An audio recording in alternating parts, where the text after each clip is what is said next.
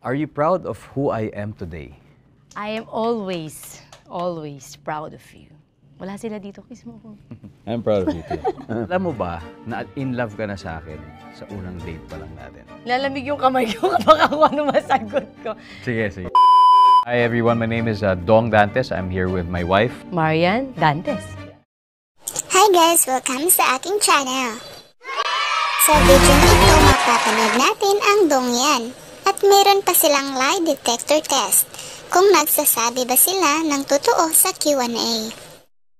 But before magsisimula ang mga katanungan, sabi ni Ding Dong, ang similarity nila ni Marian in working relationship at home ay parang dynamic in a sense, but at the same time parang swak na swak.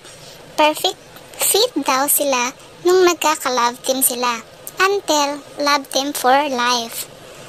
So kahit sa work at bahay, swak na swak pa rin sila.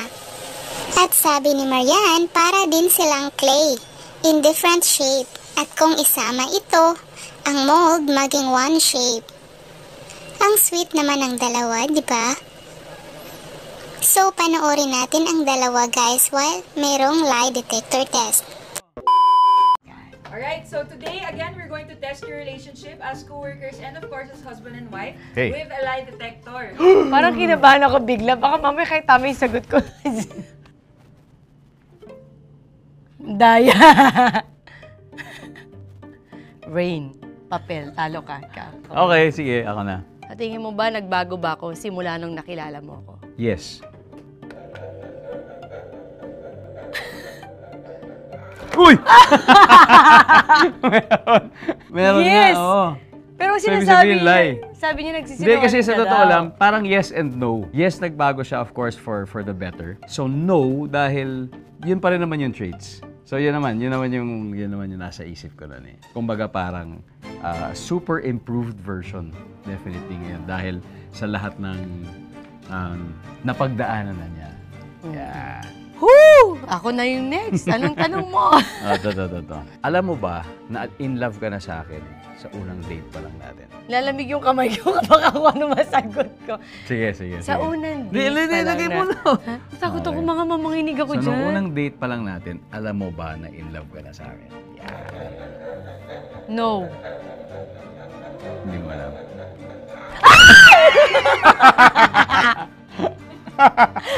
Sabi ko na nga ba eh. Ako naiinom sa kanya. Oh. Tinitingnan ko lang kung totoo nga. Si John. Hindi, tinignan ko lang kung Sabi totoo. ko na nga ba, in love ka na, umpisa pa lang eh. Siyempre, hindi ako Alam mo, mandali totoo to, ah. mag-explain ako. Hindi ako sasama sa'yo na kahit papaano, hindi kita gusto. Hindi ako mag-aaksaya ng oras kung hindi kita type. Pero yung sobrang in love, hindi pa yon. Kasi nagdaan yung proseso bago ko ma-in love. Naka naman. Iba yon. Wow! Alam ka masama ka, hindi mo type, di ba? Ang sakit ha? Naku, Oh, ikaw na. ikaw naman ako niyan. Kasi lamig ng kamay ko eh. Be honest. Gusto mo ba talaga akong katrabaho? Yes. Heto. Posible itong mag-vibrate. Yes! Ako puro sinungaling kasi nanginginig yung kamay ko. Ang sakit eh. Yes. Dugi ako, pawising kamay ko. Ba't meron? No daw. Tapon na natin to. Hindi. Wala explanation doon kasi yes talaga. Alam mo, minsan may mga glitch, di ba? May mga glitch sa bahay. Minsan di mo makontrol yung kuryente kahit nakakami. May mga glitches na to. Bakit pa natin to ginagawa? Oo. Sabihin na lang So natin. may glitch din yan. So, pero totoo sila sa amin. Sige. Unang-una, sobrang professional niya. Not to mention, napakagaling na artista. Umpisa pa lang. And yung galing niya, mas humuhusay siya habang tumatagal. Professional, napakahusay, napakasayang kasama sa set. Parating may funny moments. Parating kami busog. Dahil parating dami niyang pinapakain sa amin. So, grabe. Yeah, so. So, anong gagawin natin dito? Ha? Umbaga natin. Uuwi natin. Ako ba yan? Sa shot ba? Parang wala nang tubig lang naman sa'yo yan. Okay, next question. Did you ever hesitate to share a personal struggle with me? Yes. Sagutin niya bakit. Parang palaging mali. Wala bang tama kami? Oh, mali na naman. May naramdaman ako. O bakit sagot mo yes? Personal struggle. So, minsan kasi may ano rin siya, busy rin siya. So, tumatiming ako. Hindi naman sa parang, hindi ko siya isa-share absolutely. Pero ibig sabihin lang na tumatiming. Naghahanap lang ako ng tiyempo. Okay. Anong mas mahirap? Managing your career or managing the house, the home? Career o home? Parang magkaiba. Parang hindi ko pwedeng i-compare. Kasi sa career... Choose one naman. Ang hirap. Mamaya na to. Hindi ko alam eh. Kanan, boss. Ayoko, gusto ko paliwanag. Hindi pwede, Padaya yan. may sing-sing ka. Baka mas lalo kang tornado Nandadaya ito eh. Titestingin natin. Ito. Hindi ka wala talaga eh. Ano mas mahirap i-manage? Yung bahay o yung career? Tingin mo. Bahay eh. Tama. bahay Feeling ko eh. tama yan. Daming konsumisyon eh. Hindi naman ako kasama doon sa consumption. Konti. Oh! Yay! Tama rin pala to, ha? Parang gustong-gusto mo naman yung iniinom mo eh. Kaya... freestyle daw. Okay. Ask me anything that can be answered with a yes or a no. Gaano ka katagal tumatae? Gaano katagal? Paano mo sasagot to? Paano yung... 5 minutes, 20 minutes, o 30 minutes? Dalawa lang, di ba? Hindi. Matagal kasi talaga. 30 o 1 hour. Wala naman siguro 1 hour, di May ba? 1 hour ka, nakaganon ka, oh.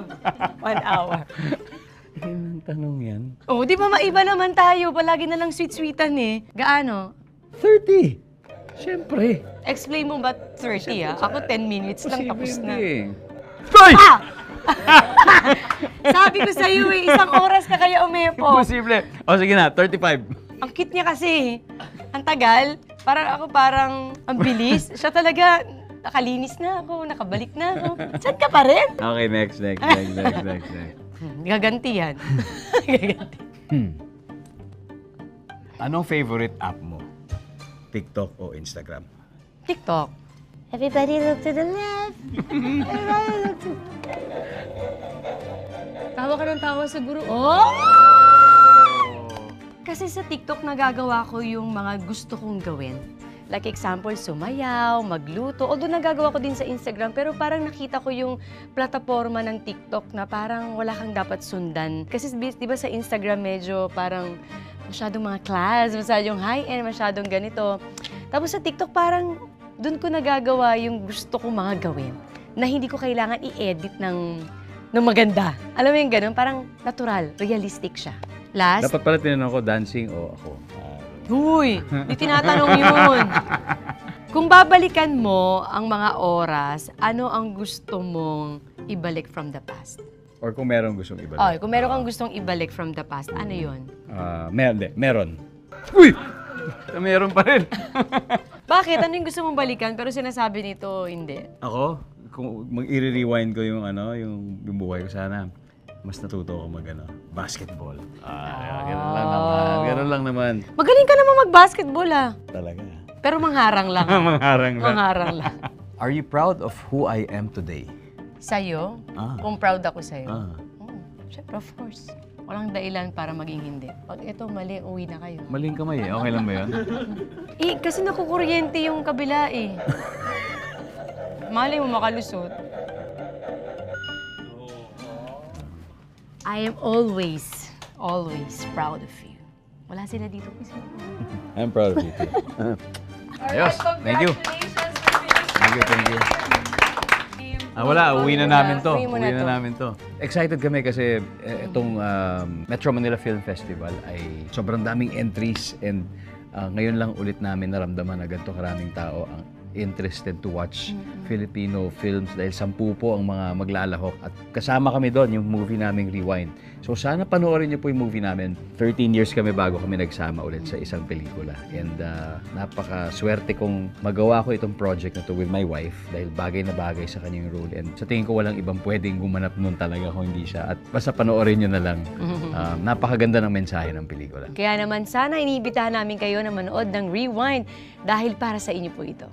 Final message? Thank you for what you do. You're an awesome person. Sabi ko naman palagi, simula ng kinasal tayo, ikaw ang answered prayer sa lahat ng dasal ko mula nung bata ako. Cheers.